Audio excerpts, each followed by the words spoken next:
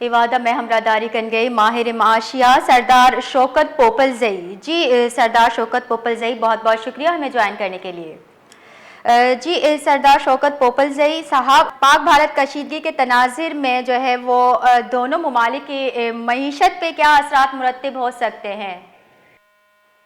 السلام علیکم، بہت بہت شکریہ۔ ایک تو چیز واضح رہے کہ اپنی انٹیگریٹی میں جو ہے اکنامکس پیچھے چلی جاتی ہے۔ اکنامکس تو بالکل کوئی شک نہیں ایک سوسائٹی کا یا ملک کا بہت اہم حصہ ہے، لیکن ایسے حالات میں پھر اکنامکس پیچھے چلی جاتی ہے۔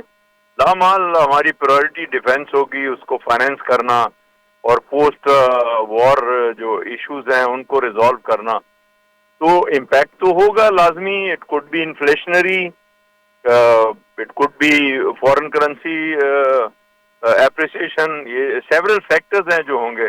لیکن جیسے میں نے عرض کیا کہ یہ جنگ کے اندر جو پرائرٹی ہے وہ ملک کی انٹیگریٹی ہوتی ہے، تو اکنامکس کو پیچھے رکھا جاتا ہے۔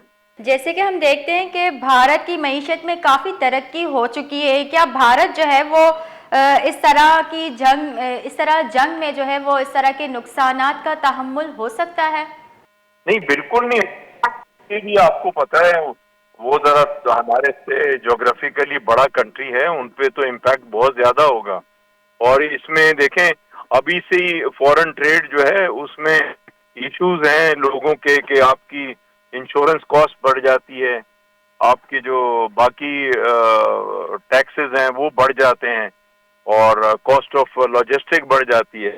تو لامال میں پھر پہلے جو لفظ میں نے بولا دہراؤں گا کہ انفلیشنری پریشر سب سے زیادہ ہوتا ہے۔